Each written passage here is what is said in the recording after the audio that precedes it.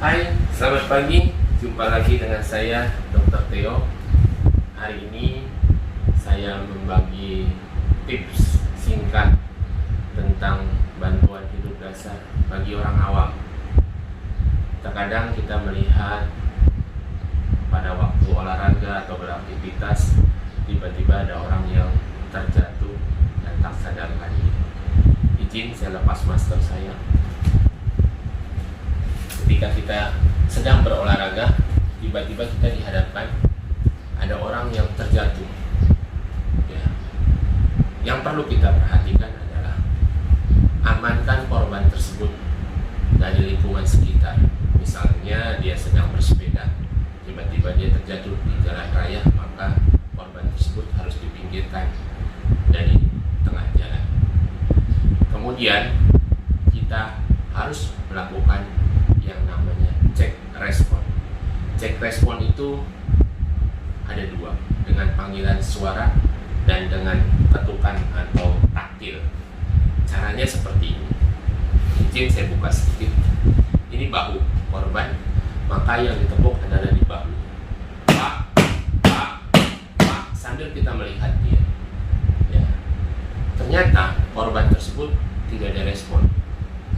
Kita kebetulan berjalan bersama teman kita, biar teman kita yang menghubungi bantuan, yang bisa melakukan bantuan hidup dasar, lakukan bantuan hidup dasar. Setelah kita cek tidak ada respon, sekali lagi, Pak, cek arteri karotis, pembuluh darah di leher, persis di bawah tulang leher, tulang mandibula atau tulang rahang korban, dicek. Oh, tidak berdenyut. Kemudian kita lihat apakah ada tiupan napas dari korban tersebut. Kita rasakan. Kalau yang menggunakan kacamata, gunakan kacamata. Kita copot kacamatanya, tempel. Apakah kacamatanya berembun atau tidak kaca? Kalau dia berembun, berarti korban tersebut masih napas. Ya. Kalau pembuluh darah karotisnya masih teraba, masih ada napas, berarti pasien ini hanya pingsan. Kita cukup menaikkan tungkai korban sekitar 30 cm. Tujuannya apa? Supaya sirkulasi darah bisa sampai ke otak. Tetapi kalau setelah kita cek respon tidak ada respon, arteri karotis tidak berdenyut atau pembuluh darah di leher ini tidak berdenyut, tidak ada tiupan napas, maka kita harus melakukan bantuan hidup dasar dengan melakukan pijat jantung dan bantu dengan tiupan napas atau disebut ventilasi. Caranya, izin saya tekankan sedikit, ya. Punggung tangan kita, punggung telapak tangan kita taruh di dinding dada atau tulang dada korban. Dua jari di atas dari lekukan iga yang paling bawah, ya. Kemudian ditumpu dengan tangan kita yang sebelahnya. Yang perlu diperhatikan, pada waktu mompa bukan ini yang main. Ya.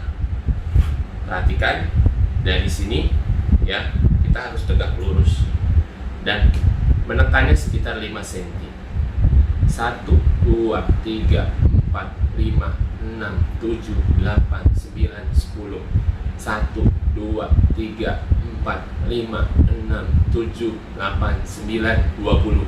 1, 2, 3, 4, 5, 6, 7, 8, 9, 30. Lalu kita beralih ke atas. Perhatikan, posisi leher harus sedikit tengadah. Lubang hidung ditutup dengan tangan kita yang satunya. Kemudian mulut kita dengan mulut korban dirapatkan. Perhatikan, mata kita melihat sini, apakah dinding dada naik atau tidak. Lihat, korban ini naik 2 kali, beralih ke atas. 1, 2, 3, 4, 5, 6, 7, 8, 9, 10. 1, 2, 3, 4, 5, 6, 7, 8, 9, 20. 1, 2, 3, 4, 5, 6, 7, 8, 9, 30. Kita tiup lagi. lakukan seperti itu 5 siklus. Setelah 5 siklus, kita cek lagi apakah pembuluh darah di lehernya ini, arteri karotisnya sudah teraba dan pasiennya sudah bernapas dan ada respon. Jika sudah, maka posisi pasien dipertahankan. Sebenarnya karena ini kaku, dia harus dimiringkan ke samping. Ya. Semoga tips singkat tentang bantuan hidup dasar untuk orang awam tanpa menggunakan alat ini, artinya tanpa menggunakan obat atau alat-alat defibrilator, bisa bermanfaat bagi teman-teman semua. Salam sehat selalu, semangat pagi.